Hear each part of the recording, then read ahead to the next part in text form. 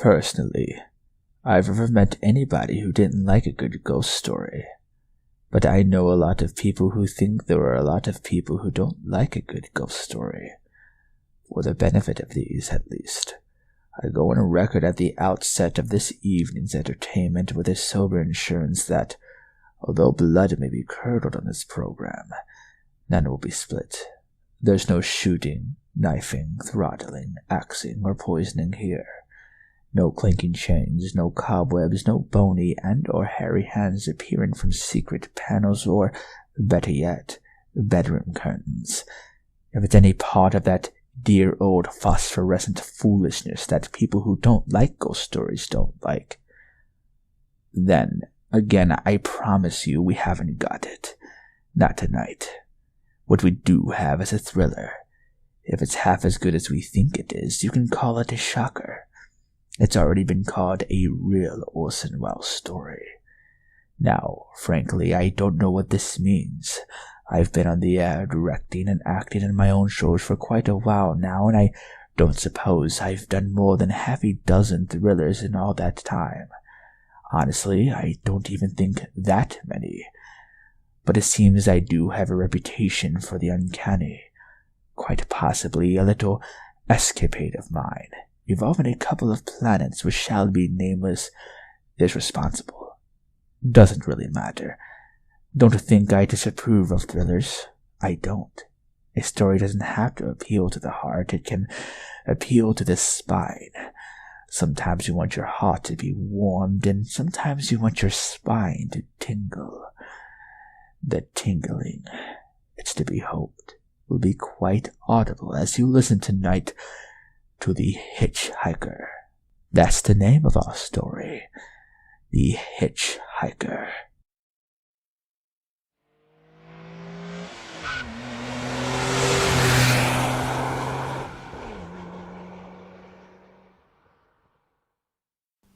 I'm in an auto camp on Route 66, just west of Gallup, New Mexico. If I tell it, perhaps it'll help me keep me from going crazy. I gotta tell this quickly. I'm not crazy now. I feel perfectly well, except that I'm running a slight temperature. My name is Ronald Adams. I'm 36 years of age, unmarried, tall, dark with a black mustache. I drive a 1940 Buick, license number 6Y175189. I was born in Brooklyn. All this I know. I know that I'm at this moment perfectly sane. That it's not me who's gone mad, but something else. Something utterly beyond my control. I've got to speak quickly. At any minute the link may break. This may be the last thing I ever tell on Earth. The last night I ever see the stars. 6 days ago, I left Brooklyn to drive to California. Goodbye, son. Good luck to you, my boy. Goodbye, Mother. Here, give me a kiss. Then I'll go. I'll come out with you to the car. Oh no, it's raining. Stay here at the door. Hey, what's with these tears? I thought you promised me you wouldn't cry. Oh, I know, dear. I'm sorry. But I do hate to see you go. Mother, I'll be back. I'll only be on the coast 3 months. Oh, it isn't that. It's just the trip. Ronald, I wish you weren't driving. Oh, Mother, there you go again. People do it every day. I know, but you'll be careful, won't you? Promise me you'll be extra careful. Don't fall asleep or drive fast or pick up any strangers on the road. Gosh, you'd think I was still 17 to hear you talk. And wire me as soon as you get to Hollywood. Of course. Won't you, son? Of course. Of course I will. Don't you worry. There isn't anything gonna happen. It's just 8 days of perfectly simple driving on smooth, decent, civilized roads with a hot dog or a hamburger stand every 10 miles. I was in fine spirits. The drive ahead of me, even the loneliness, seemed like a lark. But I reckoned without him. Crossing Brooklyn Bridge that morning in the rain, I saw a man leaning against the cables. He seemed to be waiting for a lift. There were spots of fresh rain on his shoulders. He was carrying a cheap overnight bag in one hand.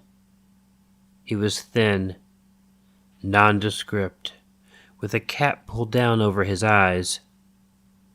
I would have forgotten him completely, except that just an hour later, while crossing the Pulaski Skyway over the Jersey Flats, I saw him again. At least, he looked like the same person. He was standing now, with one thumb pointing west. I couldn't figure out how he got there, but I thought probably one of those fast trucks had picked him up, beaten me to the Skyway, and let him off. I didn't stop for him. Then, late that night, I saw him again. It was on the new Pennsylvania Turnpike, between Harrisburg and Pittsburgh. It's 265 miles long, with a very high speed limit. I was just slowing down for one of those tunnels when I saw him, standing under an arc light by the side of the road. I could see him quite distinctly, the bag, the cap, even the spots of fresh rain spattered over his shoulders. He helloed at me this time. Hello? Hello? I stepped on the gas like a shot. It's lonely country through the Alleghenies, and I had no intention of stopping. And besides, the coincidences, or whatever it was, gave me the willies. I stopped at the next gas station. Yes, sir?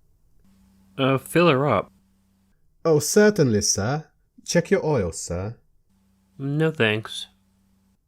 Nice night, isn't it? Yes.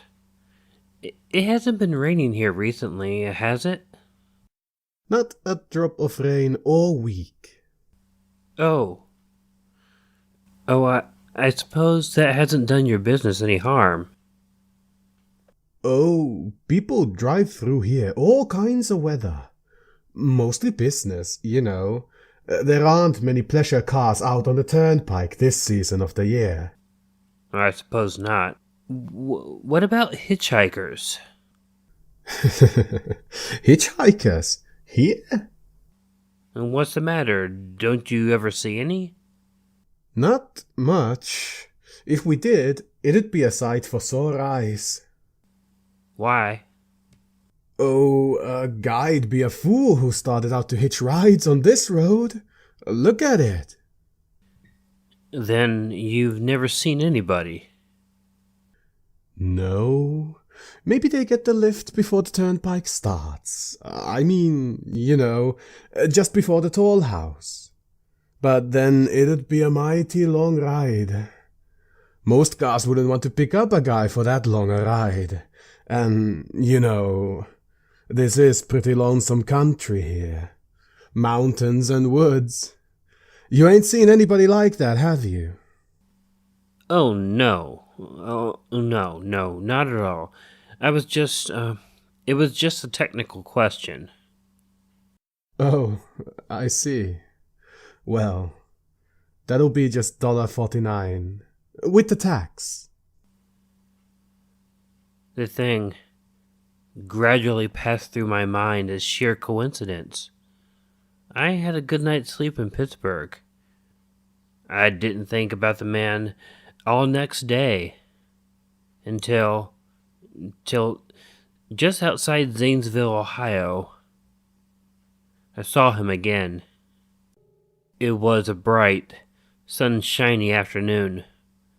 The peaceful Ohio fields, brown with the autumn stubble, lay dreaming in the golden light, and I was driving slowly, drinking it in, when the road suddenly ended in a detour. In front of the barrier, he was standing.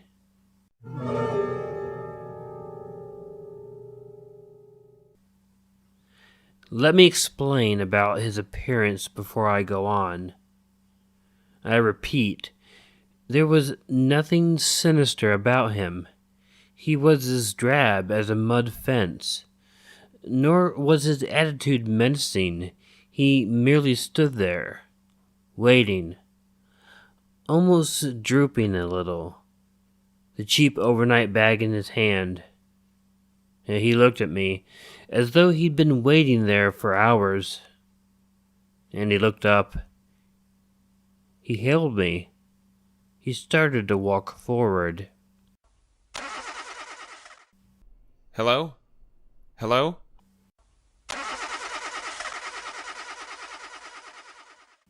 No, not just now. Sorry. Going to California? No, not today. The other way. I'm going to New York.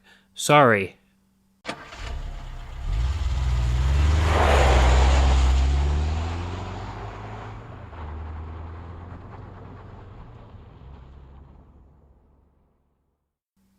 After I got the car back on the road again, I felt like a fool. Yet, the thought of picking him up, of having him sit beside me, was somehow unbearable.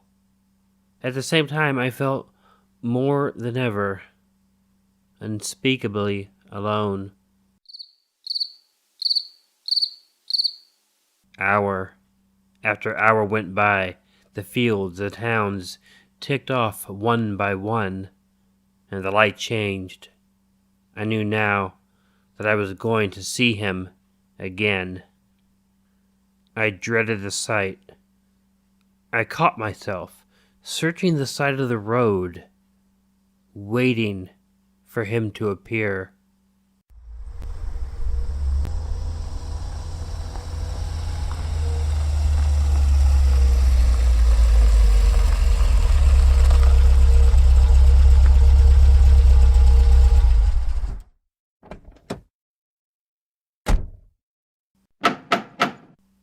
Yeah?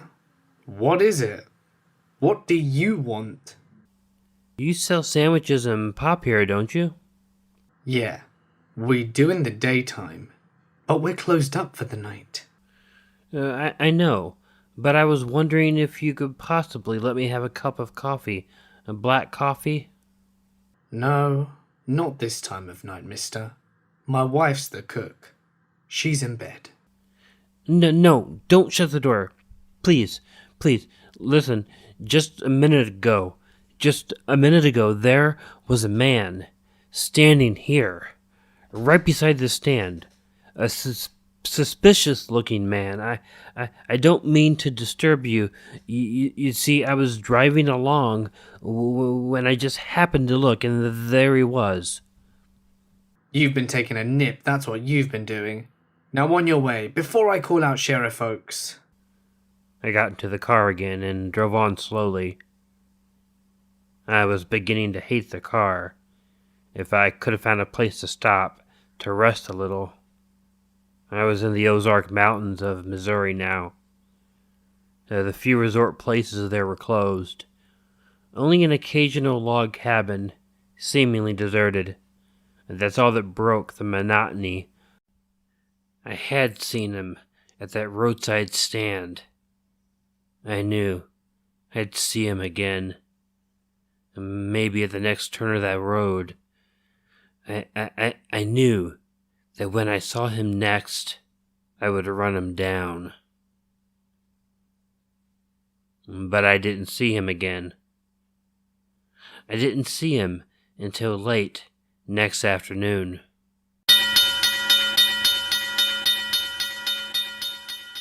I'd stopped the car at a sleepy little junction just across the border in Oklahoma to let a train pass by. When he appeared across the tracks, leaning against a telephone pole, a perfectly airless, dry day. The red clay of Oklahoma was baking under the southwestern sun. Yet there were spots of fresh rain on his shoulders. I couldn't stand that. Without thinking, blindly, I started the car across the tracks. He didn't even look up at me. He was staring at the ground. I stepped on the gas hard, veering the wheel sharply towards him. I could hear the train in the distance now, but I didn't care. Then, something went wrong with the car. It stalled right on the tracks. The train was coming closer. I could hear its bell ringing and the cry of its whistle. Still, he stood there. Now, I knew that he was beckoning me to my death.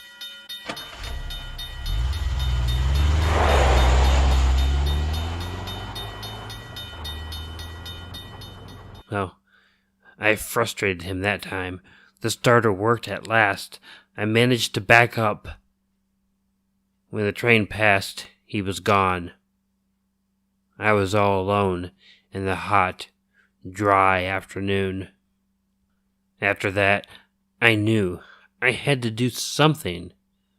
I didn't know who this man was or what he wanted of me. I only knew that from now on, I mustn't let myself alone on the road for 1 minute. Hello there. Like a ride? Well, what do you think? How far are you going? Where do you want to go? Amarillo, Texas? I'll drive you there. Gee.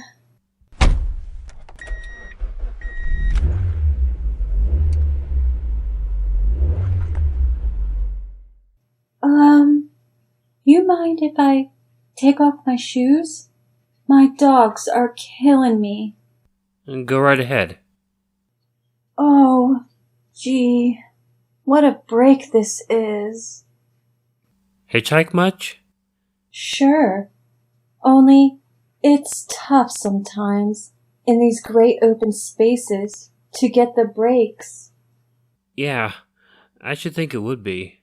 Though, I bet you get a good pickup in a fast car. If you did, you could get places faster than, say, another person in another car, couldn't you? I don't get ya. Well, take me for instance. Suppose I'm driving across the country, say at a nice steady clip, about 45 miles an hour. Couldn't a girl like you, just standing beside the road waiting for a lift, beat me to town, or any town, provided she got picked up every time in a car, doing from 65 to 70 miles an hour? I don't know. What difference does it make? Oh, no difference. It's just a crazy idea I had sitting here in the car. Oh, imagine spending your time in a swell car thinking of things like that. What would you do instead? What would I do? If I was a good-looking fellow like yourself, why, I'd just enjoy myself every minute of the time. I'd sit back and relax. And if I saw a good-looking girl along the side of the road,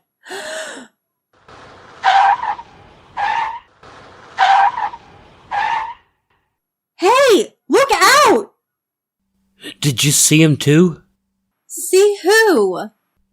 That man, standing beside the barbed wire fence. I didn't see anybody.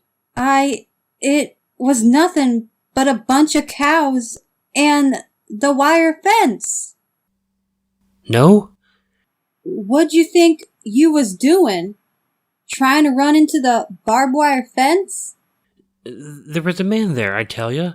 A thin, gray man with an overnight bag in his hand, and I was trying to run him down. Run him down? You mean kill him? You say you didn't see him back there. Are you sure? I didn't see a soul. And as far as that's concerned... Watch for him next time. Keep watching. Keep your eyes peeled on the road. He'll turn up again. Maybe any minute now. There! Look! There!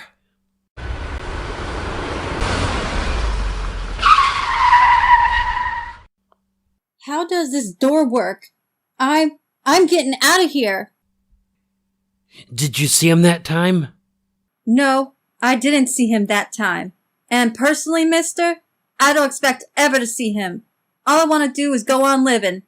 I don't see how I will very long driving with you. Oh, I'm sorry. I'm sorry. I don't know what came over me.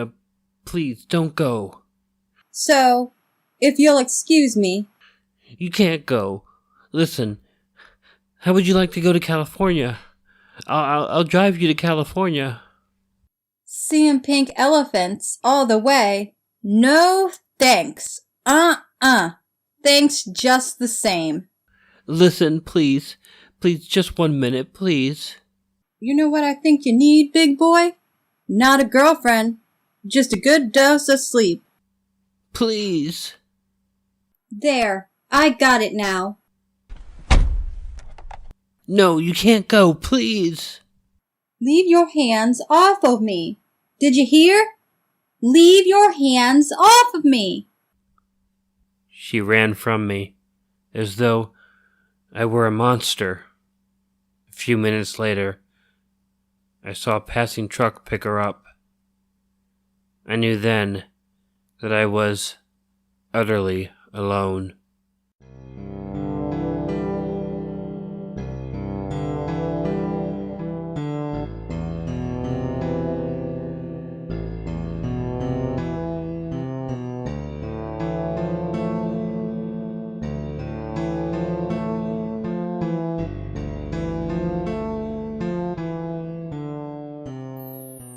I was in the heart of the great Texas prairies.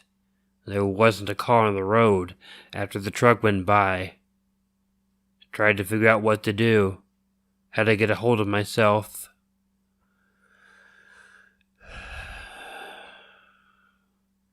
If I could find a place to rest, or even if I could sleep right here in the car for a few hours along the side of the road.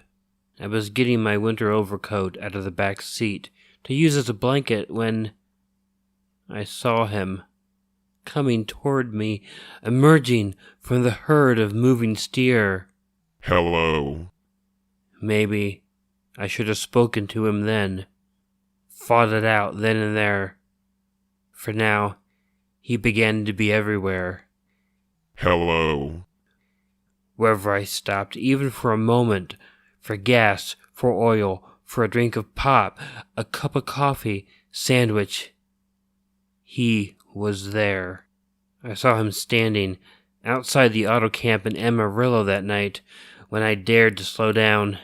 He was sitting near the drinking fountain of a little camping spot just inside the border of New Mexico.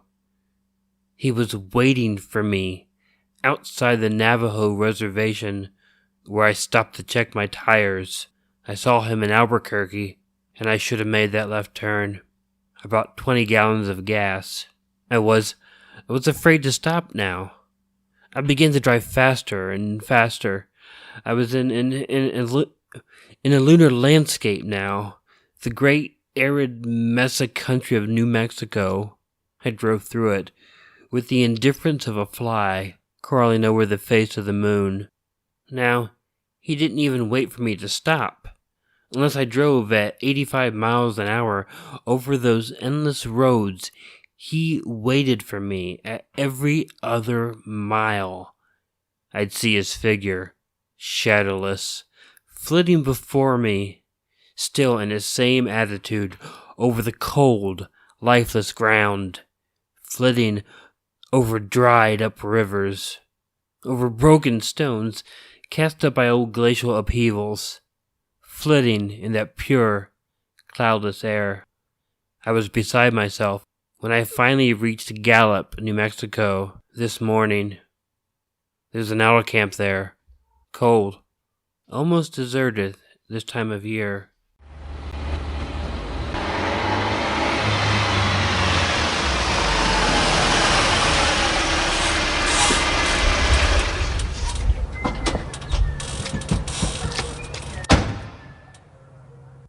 I went inside and asked if there was a telephone. I had the feeling that if only I could speak to someone familiar, and someone I loved, I could pull myself together.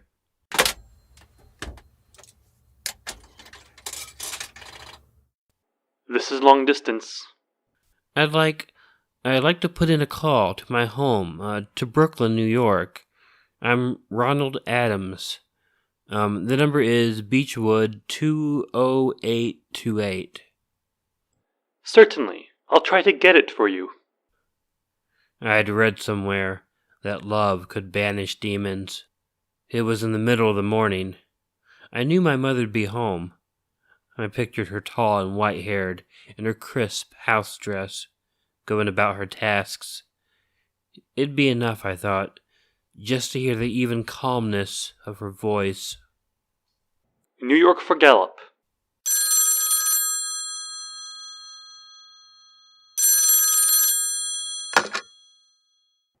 Hello? Miss Adams' residence.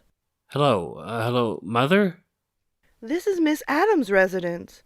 Who is it you wish to speak to, please? What? Who's this? This is Miss Whitney. Mrs. Whitney? I don't know any Mrs. Whitney. Is this Beechwood 20828? Yes. Where's my mother? Where's Mrs. Adams? Miss Adams is not at home. She's still in the hospital. The hospital? Yes, who is this calling, please? Is it a member of the family? What's she in the hospital for? She's been prostrated for 5 days. Nervous breakdown. But who is this calling? Nervous breakdown? Well, my mother never was nervous. It's all taken place since the death of her oldest son, Ronald. Death of her oldest son, Ronald? Hey, what's this? What number is this? This is Beechwood 20828. It's all been very sudden. He was killed just 6 days ago in an automobile accident on the Brooklyn Bridge. And so I'm sitting here in this deserted auto camp in Gallup, New Mexico. I'm trying to think. Trying to get a hold of myself. Otherwise, I'm gonna go crazy. Outside it's night. The vast, soulless night of New Mexico. A million stars are in the sky. Ahead of me stretch the vast, soulless night of New Mexico. A million stars are in the sky. Ahead of me stretch 1,000 miles of empty mesa, mountains, prairies, desert. Somewhere among them, he's waiting for me. Somewhere I shall know who he is, and who I am.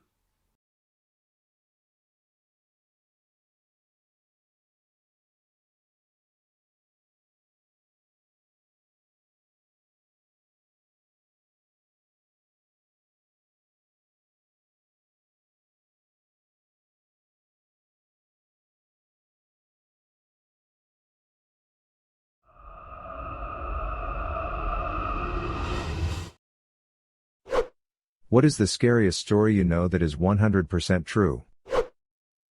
Was working the evening shift at a gas station. Man comes in all disoriented. I go to help him out. He has a gash on his head and doesn't know where he was. I couldn't see any crashes around, so assumed he had fallen or something. Normally we are supposed to stay inside the glass shielded register area whenever anyone is in the store. I, being a nice human being, went to help while calling the police EMS. They got there and checked him out. They thought his head may have been fractured. Took him to the ER. I went back to work. Cops stopped back by for some coffee a few hours later. They told me the guy got hit by a baseball bat trying to break into a little girl's bedroom and was wanted for rape and murder in 2 other states. I never left the register area at night again. Kudos to the slugger that hit him. The Lake Nyos disaster. The lake periodically belches a cloud of invisible carbon dioxide gas that suffocates everything within a 16-mile radius. In 1986, over 1,700 people and all their livestock died without even understanding what was happening to them. My science teacher in high school was in the Peace Corps and one of the first people to come across this village after it happened. He said it was so eerie because all the flies and mosquitoes had died and it was so silent. Well, I'm a bit late, and I'm not sure if anyone posted this already, but the story of Hisashi Aochi. He suffered radiation exposure so thorough his DNA was destroyed, and he probably would have died in a matter of days or even hours, but doctors kept him alive for almost 3 months. He was conscious and begging for death as his body literally fell apart. Well, basically, he spilled some type of chemical on him. At first weeks, he was fine but was already in the hospital because it was dangerous. Then he progressively got worse. His body started swelling and eventually his skin started falling off. He had no identifiable chromosomes either, so his whole genetic DNA was changed. He was in a research center, so many scientists and doctors were there to see what would happen when humans came in contact with that chemical. So he was an experiment. Eventually a fluid started building up in his lungs. They pierced them but it didn't do much, so they stuck a tube down his throat. His last words were, "I'm in pain, I'm suffering." His whole body looked like he was burned and eventually all his skin came off. His organs were failing, his insides ruptured. He had intense diarrhea. He was losing a lot of fluid and every time, the doctors would give him more to keep him alive. And he was conscious for like 2/3 of the whole thing, making noises when touched, crying, etc. Before it got worse, as he showed barely any symptoms when exposed, he used to beg for his mom and for them to let him sleep for at least one night. He eventually stopped talking due to the tube. And he eventually stopped feeling. No one knows for sure if he still was conscious/had brain activity, but the skin around his eyes made it so his eyes were always open. I'm pretty sure he only responded to light by his pupils dilating. They obviously started questioning whether or not it was morally correct for them to continue experimenting on him, but they did for like another month. This is where he was in total organ failure, yet they still kept him on life support/dialysis. His heart stopped 3 times in one day and they still kept going. They stopped after his family signed a DNR on the 81st day, and by day 83, he had finally died. They also administered experimental drugs to him to see how he would respond. He was being used by the researchers as a human guinea pig. An acquaintance of mine sent his son to triathlon camp in Texas. A week later, his son came back from camp. The next day, the son was complaining of a headache. 4 days later, he was dead. Healthy, happy, fit 12-year-old, 1 week, dead the next. Turns out the lake had Naegleria fowleri, the brain-eating amoeba. Nothing scares me as irrationally as already being dead and waiting for your body to catch on. Naegleria is terrifying to me. You can get it just from getting water up your nose swimming in a lake, or, I've heard but am too lazy to check, there have been people who got it from using a neti pot. 3 sailors survived the sinking of the USS West Virginia at Pearl Harbor, only to die 16 days later, due to the lack of air. The Navy knew they were there, but couldn't get to them. 16 days to die. Tough to pick just one because there is true evil in humanity out there. Stuff like the Blood Eagle ritual is pretty awful. But in terms of really scary, probably stuff that just kind of happens on accident. Like the story of Kyle Plush. Just awful. He was in a minivan that has one of those back seats that you can push backward to lay flat in the trunk for extra storage space. He went to grab something in the trunk, leaning over the seat, and it tipped backward and pinned him, upside down, against the back of the car in a position such that he couldn't get himself out. He called the police twice. The second time he called and gave them a very clear description of the car. Plush called 911 again at around 3:35 p.m. Police said this time he provided a description of the vehicle as he desperately pleaded for help but couldn't hear the dispatcher. Isaac said the information didn't get relayed to officers at the scene. "This is not a joke," the teen said over 911. "I'm almost dead." He asked the dispatcher to tell my mom I love her if I die. Just a horrible, random accident that could have happened to anybody. This kid didn't go looking for trouble, like he didn't try and go down a chimney or go caving like other people who have gotten stuck and suffocated. He was just reaching for something in his trunk, got pinned, and then was not found in time. Nightmarish for the kid and his family. I still don't get why the hell they couldn't have gotten to him in time. His parents have filed a lawsuit over this, because honestly, there's no reason that child should have died as long as he was on that phone with 911. This is a hometown story that stayed with me. It happened literally right around the corner from where I grew up, maybe a 2-minute drive away. Judy Kirby murdered 6 children and 1 adult, by intentionally driving the wrong way on a divided highway in an attempt to commit suicide. She had been hospitalized for depression, but had also just ended a relationship with her ex-husband's brother, and was by some reports involved in drug trafficking and fearing an imminent arrest. She picked up her sister's son, who was celebrating his 10th birthday that day. She then loaded her 3 children into the car, supposedly to pick up a gift for the nephew. Instead, she went missing with the carload of kids. A short time later, calls started coming into 911 about a car going the wrong way down the highway at a high rate of speed. They made it about 90 seconds before a head-on collision with another vehicle, driven by a father with 2 children and another child along for the ride. The crash annihilated both vehicles. The only survivors were Kirby herself, and the child who was along for the ride in the other car. There were pieces of children all over the highway. She was sentenced to 215 years in prison. How do people do stuff like that? My grandfather was an engineer/architect for U.S. Steel through the early 70s. One day a coworker who was getting divorced brought his young son and young daughter for a tour of a steel mill. Proceeded to bypass the admittedly lax security of the 60s, picks up his kids and jumps, with them, into some molten steel. People that kill kids are horrifying, but parents who kill their own kids, Jesus. My brother's ex-GF had 2 older sisters, they died before she was born. One day they decided to play hide and seek or something, so anyway, they both climbed inside a chest and accidentally locked themselves in. They suffocated. I'll tell you one that happened to me, or rather, I was witness to. One night, I was out at a bar with a friend I was visiting in New Rochelle, New York. We went outside for a cigarette, and a car came flying past the bar. The car burned through a red light, and started going up this hill that was on a curve. We watched as he veered over the double yellow, and smashed head-on with another car coming from the other direction. Both cars' hind ends lifted up, then slammed down.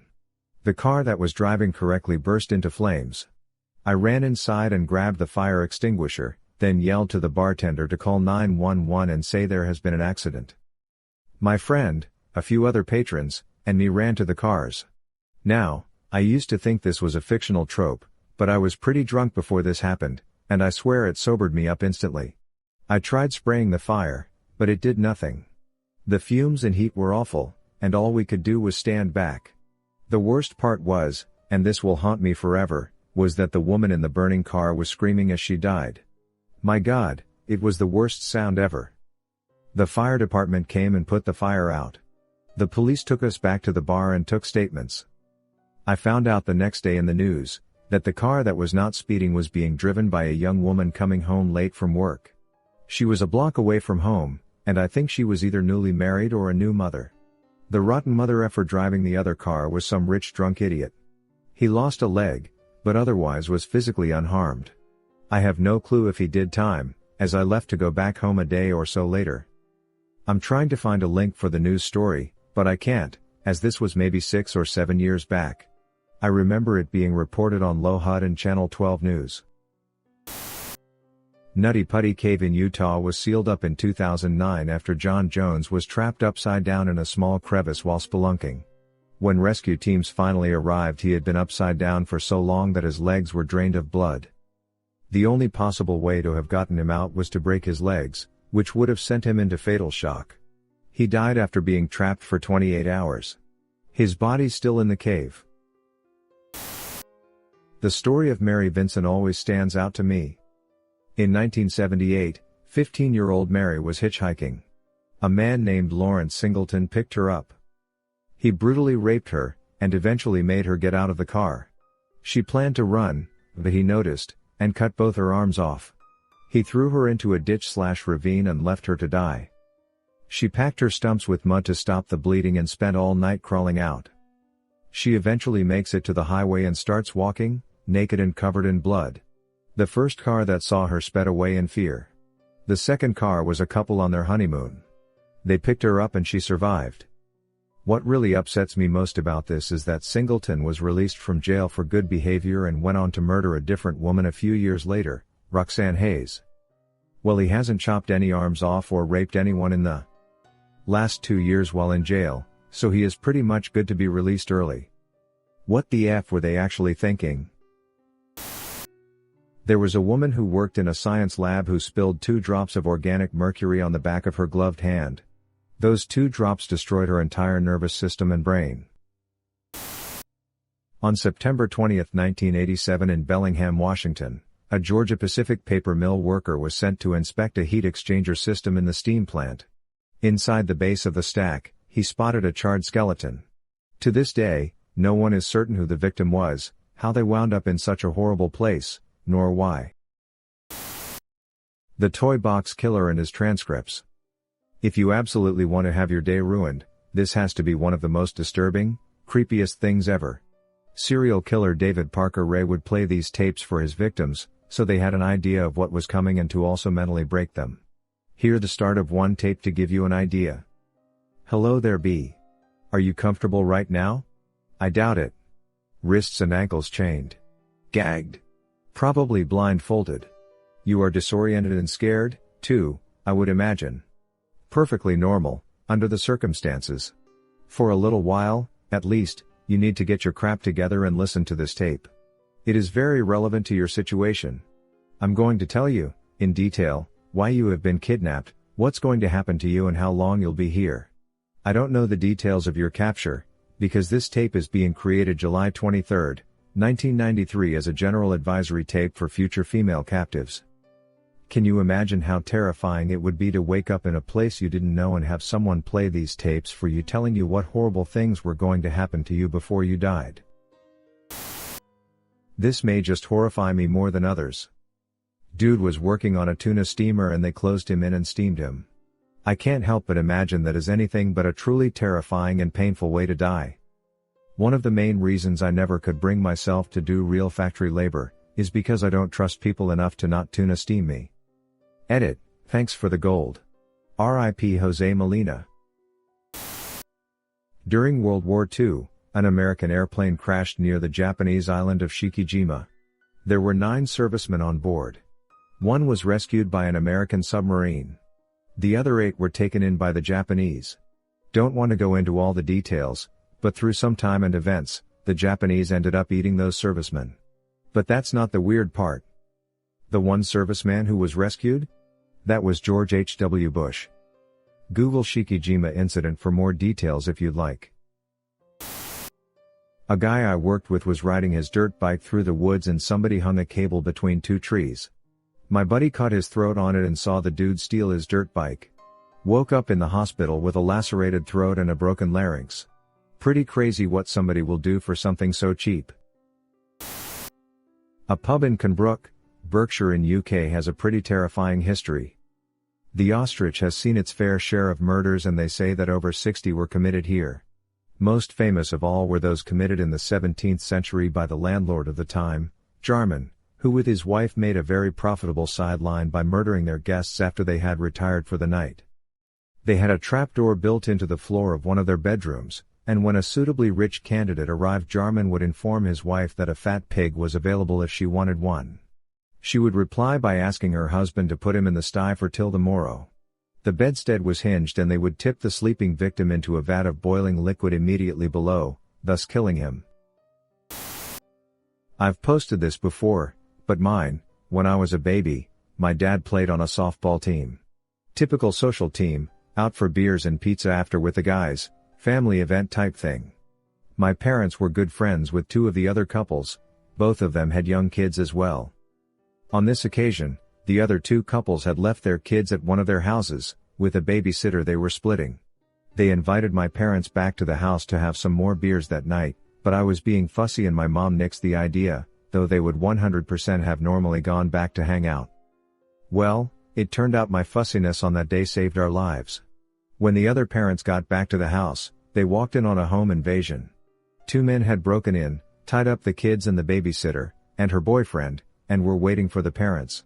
Took the parents hostage as well, and made the dads drive with them to bank/a grocery store where one dad was manager and clear out account/a safe. They then came back to the house, and slaughtered both families, the babysitter, and her boyfriend. Kids included. They caught the two guys later on. My dad attended the trials, and said it was the first time he had ever had thoughts of supporting the death penalty. It still gives me chills to know how close we came to getting killed that day, too.